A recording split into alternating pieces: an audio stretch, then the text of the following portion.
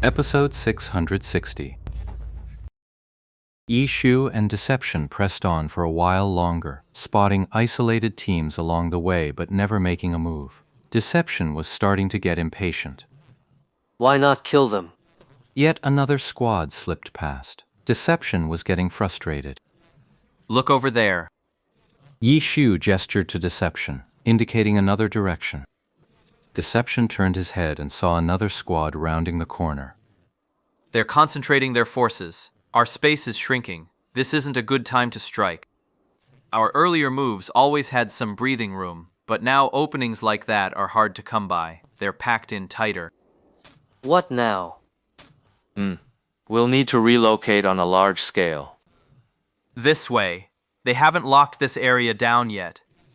Yi Shu led Deception down a different path. How did you know? Deception was a little confused. Memorize the enemy team, observe each squad's deployment, factor in the map, and predict their likely operational patterns. He was completely baffled by those words. Jinxiang. Just then, Jin Xiang received a message from the guild leader Chen Ye Hui. We're compressing their activity zone right now. I deliberately left a gap. They'll probably charge toward you. You've got plenty of hands. Take them out. If the thatched cottage and Blue Brook Pavilion surround him, they'll loot the drop. Jin Xiang replied. Thank you, guild leader. Jin Xiang was overjoyed to hear that. Apart from your disarming hand cannon, keep an eye on Lord Grimm's weapon. If it drops, you must secure it. Someone will get you the exact details. Okay. Jin Xiang was thrilled. She immediately turned and shared the good news with the group. Everyone was itching for a fight. The only pity was that two people just weren't enough to go around. Moments later, Jin Xiang received word from the Jia dynasty. They had pinpointed the two targets' exact escape route.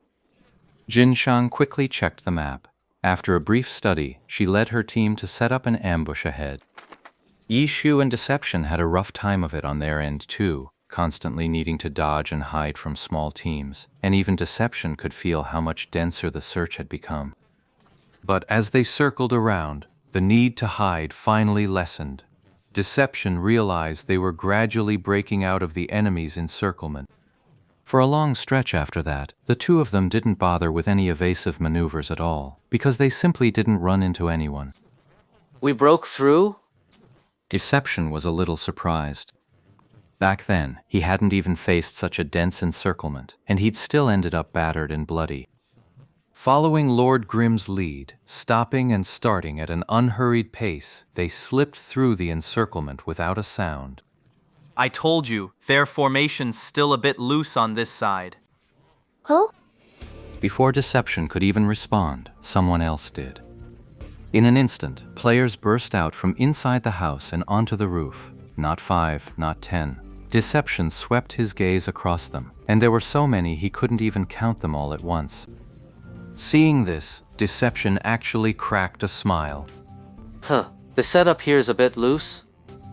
These arrangements aren't part of the previous perimeter. What now? Kill them all. What? Deception thought he must have misheard. Look at them, all arrogant and overconfident. They're not going to call for backup this time, are they? Not necessarily. But look, who's that? It's that woman.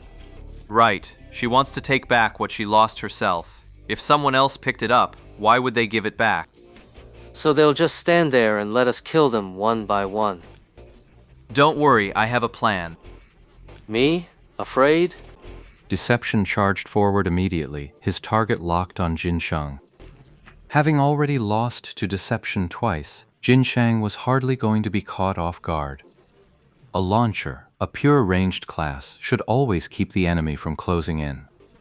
I got careless the first 2 times, not this time. The moment Deception made his move, Jin Xiang fired off a retreat, while the 2 players flanking him, a battle mage and a berserker, charged in aggressively, a war lance and a greatsword both aimed at Deception. Deception leaped into the air, landing with a swift, precise strike, a single foot planted on each opponent's shoulder before they could react. Deception didn't dare stomp them into the ground this time. With over 20 players closing in, melee surrounding him, ranged already opening fire, he couldn't afford to linger in one spot for long.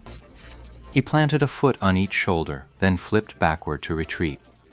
Even mid-air, he still got clipped by bullets. The enemy had numbers, an ambush set, and their fire was just too dense. He barely got one move off before he was scrambling. Under these circumstances, Deception didn't have much confidence either. He only had one trick to rely on. The moment he landed, he formed a hand seal in a flash, sending countless afterimages flying out in a wild barrage. Yet even this ultimate technique had been reduced to a mere defensive measure in this situation. The frantic flickering of figures made it impossible for the enemy to lock on.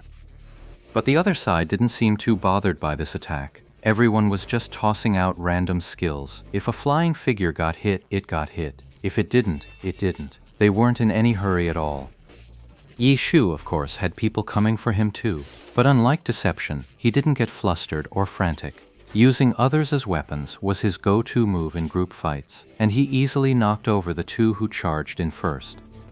Then came the Gatling gun skill, sweeping a fan-shaped arc horizontally. In an instant, it snuffed out several ranged Ga Fashu's types. Their staffs were pointed, their spells ready, but nothing came out. The whole pose suddenly looked utterly idiotic. Impressive. The crowd control technique he just pulled off was impressive enough. The veterans of Heavenly Domain knew quality when they saw it. The rumor that Lord Grimm might be Yi Chu was loud and clear. But those willing to stand here with Jin Shang were clearly not Ye Chu fans held back by such concerns. They were far more interested in taking down this pro player. Getting to take down a pro player in-game? That's prime bragging material. So, after witnessing Yi Shu's slick moves, the crowd only grew more eager, their attacks coming faster and fiercer.